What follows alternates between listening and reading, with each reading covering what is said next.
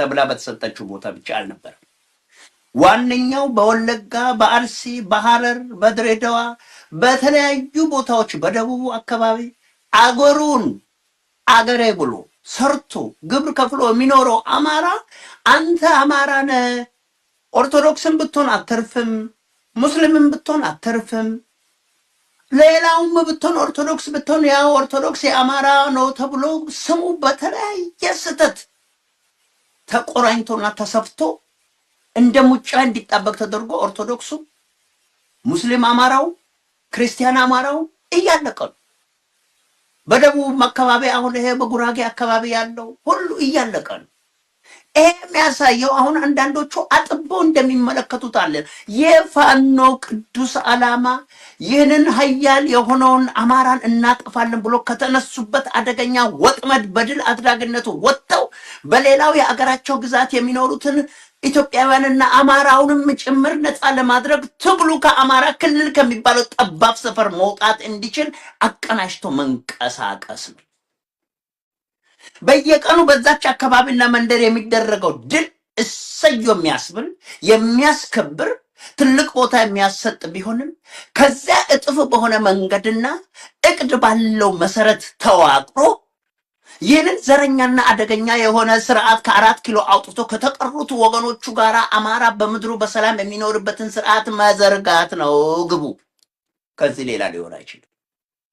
ይህንን ለማድረግ ደግሞ ዋነኛው የአገሪቱን ሀብት፣ የአገሪቱን ገንዘብ፣ የአገሪቱን ሁለንተናዊ አቅም አማራንና አማራን ለማጥፋት ብሎ ጦርነት ካወጀው ወገን ጋር ትላንትና የአማራው ጠላት የአብይ አህመድ ኦህዴዳዊ ፋሽዝምና የብልጽግና ወንጌል ነው። ይሄ ነገር ተነቅሎ ፍትሃዊ የሆነ ስርዓት ተጠያቂነት በህግ ከሌለ በቀር አገር እንደ አገርም አማራም ህልውናው ሊጠበቅ አይችልም ብሎ ጫካ የገቡ ሰዎች ምክንያት ፈጥሮ ከህወሓት ጋር መታገል ስለማንፈልግ አማራውን አሁን በቦምብና በድሮን ከሚያስጨርሱ አብይ ጋር ሄደን ብንወሸቅ ይሻላል የሚል ውሃ የማይቋጥርና ልክ የራስን ጉርደት እንደ ትልቅ እውቀት የሚያስቆጥር ነገር ይዞ ሲመጡ ይሄ ሁሉ ገመድ ሊበጣጠስ የሚችለው በፋኖች መጠናከር። ሌላው ራሱ አሁን አማራው በአማራነቱ በሃይማኖቱ ምክንያት ሲታረድ አማራው የሚደበደብበትን ድሮን የሚገዛበትን እኮ ወደ 300 ሚሊዮን ብር እኮ በነ ዳንኤል ክብረት ሴራ ከኢትዮጵያ ኦርቶዶክስ ቤተክርስቲያን ከአዲስ አበባ ሀገረ ስብከትና ከቅዱስ ሲኖዶስ እኮ ወጪ ተደርጎ እኮ ለአብይ ተሰጥቷል። ወገኖች አሁን እንደገና ቅድም አንቺ ባቀረብሽው ኢየሩስ ዜና 32 ሚሊዮን ብር መንግስት በራሱ ፈቃድ በጉልበት ለዛውም ሲኖዶሱ ባልወሰነበት ሙላይ ምጽዋት ስለት ከገባበት እያንዳንዱ ዳሃ ለራሱ ቆሎ እንኳን በልቶ ለማደር ነፍሰ ይበልጣል ብሎ ቆጥቦ ካስቀመጠው የሰበሰባትን ሳንቲም የሰጠውን ግብር አልከፈላቸውም ተብሎ 32 ሚሊዮን ብር ገቢ ተደረገ። እኮ ኦርቶዶክስን እንዲህ የሚያደርጉት ዋነኛው ምክንያት ሊስፋፋ በአገሪቱ የቻለው ስለ ፍርሃ እግዚአብሔር፣ ስለ ስነ ምግባር፣ ስለ ግብረ ገብነት፣ ስለ መለኮተ ትምህርት፣ ስነ መለኮት ይህን ሁሉ ያደረገው የሰው ልጅ ፍርሃ እግዚአብሔር እንዲኖረው በማድረግ እርስ በርስ የመከባበርን ታላቅ የህሊናና የመንፈሳዊን ዋጋ ያመጣው አማራ ስለሆነ ይሄንን ማጥፋት ያለብን እኛ ነን ብሎ እኮ በኤልያስ ገዳም ውስጥ እኮ ያሉት በደብረ ኤልያስ ገዳም እኮ ፋኖ ነው ብሎ እኮ ነው ያንን የጨፈጨፉት ያኔ። ስለዚህ የራሱን ወገን መከላከልና ማዳን የሚያስችል አባታዊ ኃላፊነት እያላቸው ጭራሽ መልሶ ወገኖቻቸው ሲገደሉ በሚፈለገው መጠን ድምፅ ማሰማት ያልቻሉ ተደብቆ እዛ ካባቸውና ቆባቸውን አድርጎ መስቀሉን ጨብጦ የተቀመጡ እነሱ ዝም ባሉ ደግሞ ከዚህ በኋላ ምን ያመጣሉ በሚል ጦር ላይ ውስጥ አሁን ቅድም ከሰራሻቸው ዜናዎች እግዚአብሔር ያሳይሽ እኔ የብልጽግና ወንጌል ወታደር ነኝ የሚል ነገ መጥቶ ሌላውን ሄድ አጥፋ ሲባል ሊያጠፋ የተነሳ ልክ እንደ ናዚ ጀርመኒ ክርስትና አይነት በኢትዮጵያ ውስጥ የመምጣት ምልክት ማሳያ ነው። ናዚዎች እኮ የጀርመን ክርስትና የሚል ነበራቸው። በጠቅላላ ጁዎቹንና ሌሎችን ለማጥፋት እንደ እቅድ አድርጎ ያወጡት። አሁንም የብልጽግና ወንጌል ሰራዊት እየተገነባ ነው። የኢትዮጵያ ሕዝብ ልብ ሊል ይገባል። የብልጽግና ወንጌል ሰራዊት ደግሞ ሲቋቋም ማን ምን እንደሆነ ቅድም ብለው ብልጽግና ማለት ስነ እግዚአብሔር የሚመለክበት ስርዓት አይደለም። ሰይጣናዊ እሳቤ የገባበት ኦርቶዶክስንና ሌሎችንም ቋሚ ታሪክ የሰሩ አገርን የገነቡ ባህሎች፣ እምነቶች የሚጠፉበትና ሰማያዊ የአምልኮ የነፍስ ህይወት ትስስሩና ቁርኝቱ እንዲበጠሱ ነው። በምድራዊ ዓለም በዘንዶ እሳቤ መሬት ላይ ጫካ ከተከልንና ዛፍ ካለማን የሰማዩን ገነት ምን ያገባቸዋል ብሎ እኮ አብይ ተናግሯል። ስለዚህ ዘመቻው ቀላል የብልጽግና ወንጌል ሰራዊት እንዲሰለጥን እየተደረገ ነው። አሁን እኮ አይምሮን የማጥመቅ ስራ ሊሰሩ ነው። ለምን ብሎ በጠየቁ ሰዎች ዘንድ የማግባባት ስራ ሊሰሩ ነው። ይሄ ነገር በምን አይነት መንገድ በሁሉም እንደተዋቀረ የኢትዮጵያ ህዝብ ልብ ሊል ይገባል። እናንተ ትልቅ ዓላማ አንግባችሁ የተነሳችሁ ፋኖቻችንም ብትሆኑ ይሄ ነገር በየት በኩል እንዴት እየተቆራኘና እየተጋመደ መምጣት እንደቻለ መረዳት የእናንተም ኃላፊነት ነው። በእርግጥ የኢትዮጵያ ህዝብ ሁሉም ኢየሩስ የጦረኝነት ባህል የለውም። መልክዓ ምድሩም የማይፈቅድላቸው ሜዳማ በሆነ ቦታ የሚኖሩ አሉ። ተራራዎች ባሉበት፣ ሸንተረሮች ባሉበት፣ ታሪካዊ ቁርኝቱም ደግሞ ቀደም ሲል ከጠላት ጋር በተገናኘ መንገድ ራስንና አገርን የመጠበቅ ባህልና ታሪክ ያዳበረው የህዝብ ክፍል ለብቻ፣ ሌላው ደግሞ እንዲሁ በአካባቢው የሌላውንም ጥበቃ ከሌላውም ጋር አብሮ እየቆየ ህይወት የሚያኖርበትም ያለበት አገር መሆኑን ማወቅ ያስፈልጋል። ስለዚህ አሁን ለጊዜው ከተማ ውስጥ ያለው ስራ ይኸው ትምህርት የለም፣ ስራ የለም። አሁን ያው የኢትዮጵያ ብሔራዊ ባንክ እኮ 40.40 ሚሊዮን 500 ሺህ ብር ኪሳራ ደርሶበታል። የዓለም አቀፍ የገንዘብ ድርጅትና የዓለም ባንክን ወለድ ለመክፈል በሚደረገው ጫናና የግብር ሆነ የወለድ አፈሳ ኪሳራ ውስጥ መግባቱን ማስረጃዎች እያሳዩ፣ ይሄ ነገር እየቆየ ሲሄድ መብላት መጠጣት ወደሚያስቸግርበት ደረጃ እየደረሰ መጥቷል። ብር እየወደቀ ነው። ተራ ወረቀት ሆኗል። ቆሻሻ እጅ ተጠርገውበት ከሚጥሉት ባልተናነሰ እየወረደ ነው ያለው። ስለዚህ አማራው ያለበት ፈተና ሌላውም ህዝብ እየተጎነጨው ከምንም በላይ ነገር ግን እግዚአብሔር አቅም ስለሰጠው አማራው ቢያንስ ዝም ብሎ ካለመሞት የሚገድለውን እየጣለ ለነጻነቱ እየተዋደቀ በዚህ አይነት መንገድ ራሱን እንዲያሳይ የማድረጉን ሚና መጫወት እንዲችል አድርጓል። እግዚአብሔር ክብር ይግባው። ግን ይሄ ነገር ሄደው የመጨረሻው ለአብይ አህመድ እጅ ወደ መስጠት ደረጃ ነው ተብሎ ምክንያት እየተፈለገ ስህተት በስህተት አይታረምም። ህዋትን የመሰለ የቋንጃ እከክ ለኢትዮጵያ መርዝ ተክሎ እርስ በርስ የዘር መጠፋፋትን ተክሎ ጊዜው ሲከዳው ሄዶ መቀለ ውስጥ ለተወሸቀ ድርጅት ፍቅር የምንሰጥበት ወይንም ከሱ ጋር ተወዳጅተን ዋናውን ዓላማ የምንሸጥበት ሁኔታ ሳይሆን መሰረታዊ የሆነ ነፃነት ለማግኘት ማድረግ የሚገባን ወይ መከተል የሚገባን መርሃችን ወይም ፖሊሲያችን ምንድን ነው ተብሎ ከዓለም አቀፍ ቅድም ከተናገርኳቸው ነገሮች ጋር የተቆራኙ በሳያ እይታዎች ሊኖሩ ይገባል። በዚህ ዙሪያ ደግሞ ከማን ጋር ነው ምን የምንሆነው የሚለው ሁሉ ተመካክሮ አሁን የጎራ ወይም የአካባቢዎች ወይም የጎጦች በጉልበት አንድ የመሆን ጥያቄ አይደለም። ሐሳብና ዓላማ ያስተሳሰረውን እሳት አይለየውም፣ አይበጥሰውም ገመዱን። በጉልበት ግን እንደነ ካለውንክ ተብሎ ቀደም ሲል እነ እገሌ የኛን ጉዳይ ካልዘገቡ ተብሎ እንደሚያስሯቸው እንደምን እንደሚሉት ያው አሁን ማንሳትም ስለማያስፈልግ ነው ማልፎ እንዲህ አይነት ሳይሆን ከግባችን አንጻር የሚል አሰራር ካለ መከራው እኮ አሁን ቅድም እዚህ በቤኒሻንጉል ጋር ያነሳሽው ነገር የተቀናጀ ነው። ከብቶቹ እየተዘረፉ ናቸው። ነገ ለእርድ የሚቀርቡ የገና በግ ይመስል እኮ አማራውና እዛ አካባቢ የሚኖረው ወገን ታጥቆ ወደዛ አካባቢ በሰፈሩት ሰዎች አማካይነት እርዱ መቼ እንደሚከናወን ባይታወቅም እኮ አሁን እየተዘጋጁ ናቸው ሊገደሉ። ይሄንን የሚያቀናብረው ማን ነው የሚለውን እያንዳንዳችን እናውቃለን። የአብይ አገዛዝ በውስጥ ህገወጥ ድርጅት አደራጅተው እነ ከማል ገልቹ እንደሚናገሩት በፊት ለፊት ደግሞ በፖሊሲ በመመሪያ በሌላም አፈጻጸም በሙሉ በኢኮኖሚው በኑሮው በህይወቱ በጠቅላላ በጤናው በትምህርቱ እየገደሉት። ይሄ ነው ዘር ማጥፋት የሚባለው። ባህሉን እያጠፉት፣ ቋንቋውን ሊያጠፉ እየታገሉ ነው። ይሄ ደግሞ አገር አቀፍ የሆነ ጥፋት እንጂ በአንዲት መንደር ብቻ የተወሰነ ስላይደለ መፍትሄውም አገር አቀፍ ነው መሆን ያለበት። የአስተሳሰብ ልምሻ ሊያጠቃን አይገባም። የአንዳንድ አጭበርባሪዎች እንዲህ አይነት ተራ እሳቤ ሊቆም ይገባል። ከዚህ አንጻር ነው እንግዲህ አሁን ነገ እነኚህ ወገኖች ቢታረዱ በቃ መገደልን፣ መታረድን፣ መሳደድን፣ መፈናቀልን፣ ንብረት መወረስን፣ ከስራ መባረርን፣ በያሉበት ቦታ ራስን አንገት ደፍቶ መኖርን እንደ ልማድ ተወስዶ እንደ ባህል ተቆጥሮ ከዛ በኋላ ሌሎች የበላይነታቸውን የሚያረጋግጡበት ሁኔታ በነውረኝነታቸው እየተንሰራፋና እየሰፋ እውነተኛ ወገን ግን የመታከም መብት ሊያጣ፣ የመማር መብት ሊያጣ፣ የመንቀሳቀስ መብት እንዳጣ ሊያጣ፣ ንብረት የማትረፍ መብቱን የማፍራት መብቱን ሁሉ እንዲያጣ እየተደረገ ሲመጣ ነውሩ የቱን ያህል ስር እየሰደደ እንደመጣ ማወቅ የእያንዳንዱ ኢትዮጵያዊ ግዴታም ጭምር መሆን አለበት። ዛሬ አሁን ትናንትና ለአማራ ትልቅ ዓላማ የበኩላቸውን አስተዋጽኦ በክብር የምንጠራቸው ሰዎች ወይን ቤት ናቸው። ባለፈውም ቢሆን በዜናችን ሰርተናል። እንደው ህዝባችን ይረሳል ብለን ሳይሆን በአይምሯችን ውልብ ስለሚል መልሰን ብናስታውስ ክፋት የለውም ከሚል ከእስር እሺ፣ ባለፈው የታሰሩበት ምክንያት ግባል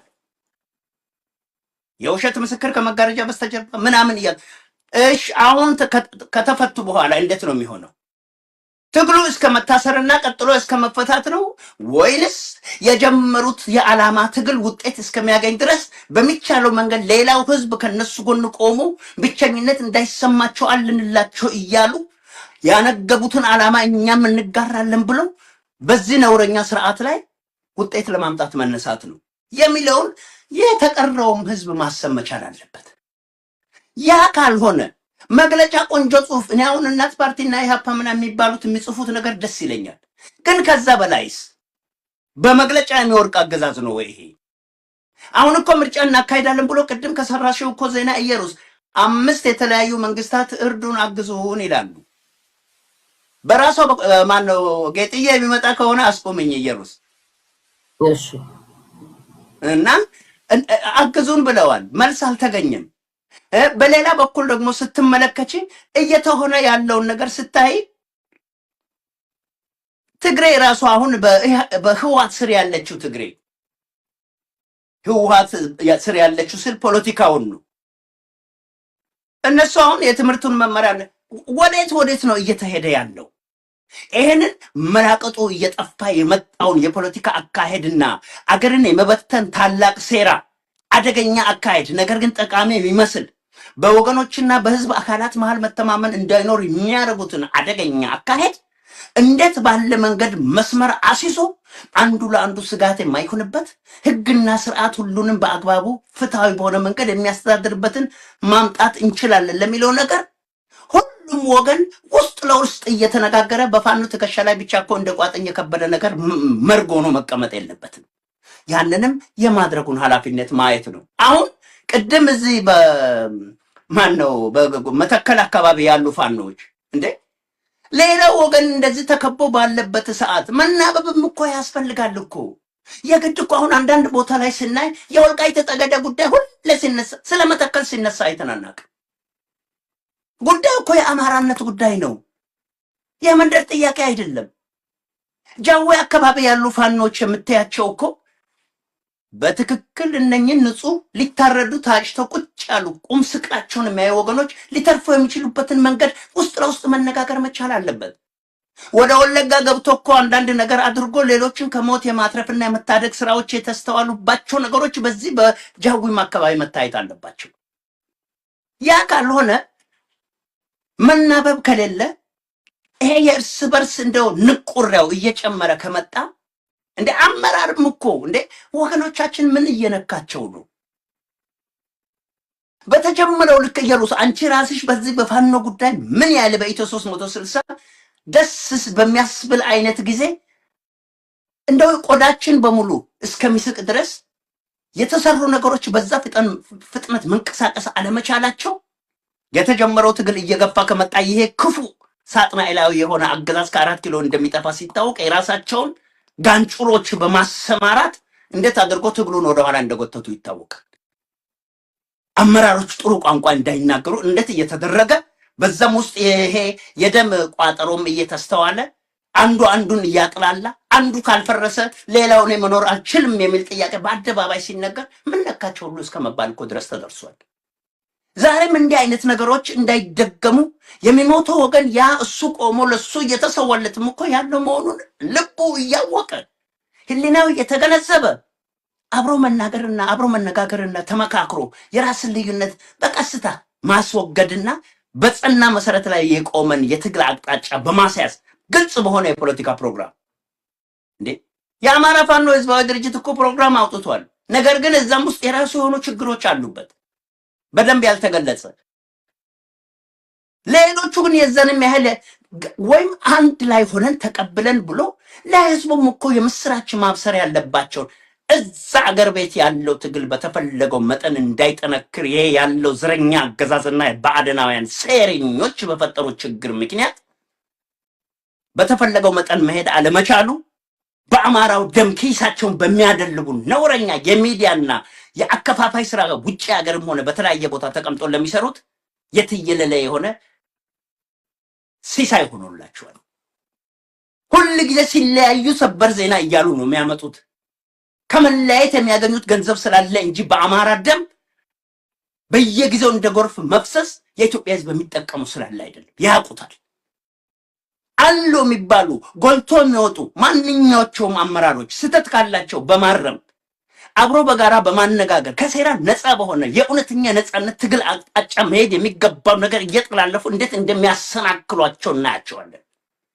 ይሄ ደግሞ ነውር ነው። ደም በጣም የደም ዕዳ አይልቅ።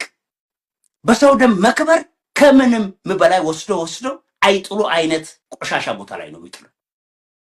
ስለዚህ እንደኚህ በአማራው ህዝብ ላይ በባንክ ማን እኮ ምን ያህል ገንዘብ እንዳለ እኮ ያውቃሉ እኮ። ባንኮች ውስጥ እኮ የሚሾሙ ሰዎች በተለያዩ ቦታ ማንነታቸው ታውቆ በብሔራዊ ባንክ ቢባል፣ በንግድ ባንክ ቢባል፣ በሌሎች የኢኮኖሚ ተቋማት ቢባል እያንዳንዱ ሰው ምን ያህል ገንዘብ እንዳለው ተጠንቅቆ ከታወቀ በኋላ የትኛው ወገን ቢያዝ በቂ ገንዘብ ማስለቀቂያ ወይም ረንሰም የሚሉት ተከፍሎ ሀብታቸው እንዲመነምን አቅማቸው እንዲሳሳ ጠቅላላ እንዲልፈሰፈሱ ለማድረግ ይቻላል። በእቅድ በጥናት የሚካሄድ ንብረታቸውን ከእጅ እኮ ማስፈንቀል የመርካቶውን ዜና ስትሰሩ ነበር በቀደም። ጠቅላላ በሁለንተናዊ መንገድ አማራውንና ለአገር የሚያስበውን ወገን አድቅቆ ለማጥፋት የተደረገው ሴራ ኢየሩስ እንደው ብዙ ጊዜ አልያዝብሽና ሰከን ባለ እሳቤ ላይ ተመስርቶ የነኝን ሰዎች እንደ ሰንኮፉ ካልፈረጠ ምግል እንደማይድን ሁሉ የብልጽግና ኦህዴድ ፋሽዝምን ስርዓት የተለያዩ ዓለም አቀፍ ጥንቅጦች ውጤት ነው። ሰው አሁን ዝም ብሎ አብይ ይላል አይደለም።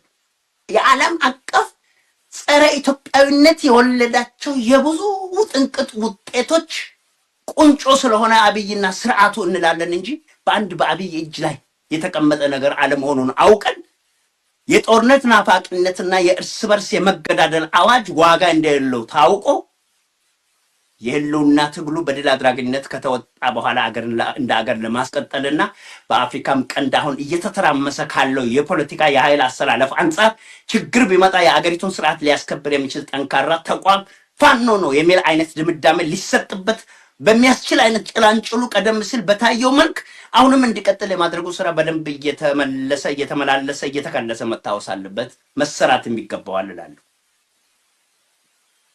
አመሰግናለሁ አፈወርቅ። ምንም ያልከው ነገር መሬት ጠብ የሚል ነገር አይደለም።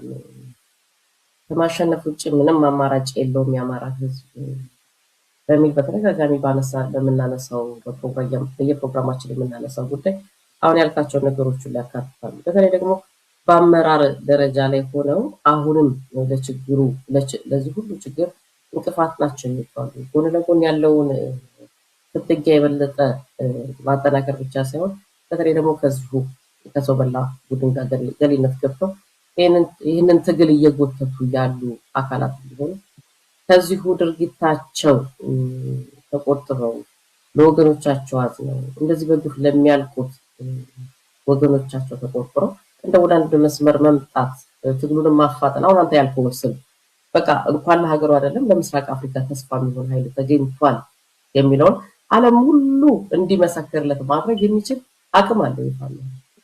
ለምን ያንን አቅሙን ወደ ኋላ ማድረግ እንደ አስፈለገ ባይገባንም ለማን ደስታ ለማን ጥቅም የሚለው ጉዳይ እንዳለ ሆኖ አፈወርቅ ጌጥዬ በጣም እየሞከርን ነው። ኢንተርኔቱ በጣም እየተቆራረጠ ነው ያስቸገረው። ግን አጠቃላይ ከተስተካከለለት የጌጥዬን ሀሳብ ቅድም የጓቲማላን ተሞክሮ ነበር እያነሳልን ያለው የጓቲማላን ተሞክሮ ጨርሶልን አጠቃላይ በሱ ሀሳብ ብንዘጋ ጥሩ ነበረ። ማለት መተከል ላይ የተደቀነውን አደጋ እንግዲህ ባለፈው ደጋግመን አንስተናል። ዛሬም ተጨማሪ ኃይል ነው የገባው። ይህ ኃይል መግባት ብቻ ሳይሆን ካለን ልምድ ባለፉት ዓመታት ከመጣንበት አኳያ ምንድነው አደጋ የተደቀነ የሚለው አዲስ ነገር አለ። ከዛ አደጋ ለመከላከል ግን ምን መደረግ አለበት የሚለው ነውና ምናልባት ጌጥዬ አሁን ድምጻችን ይሰማ ይሆን?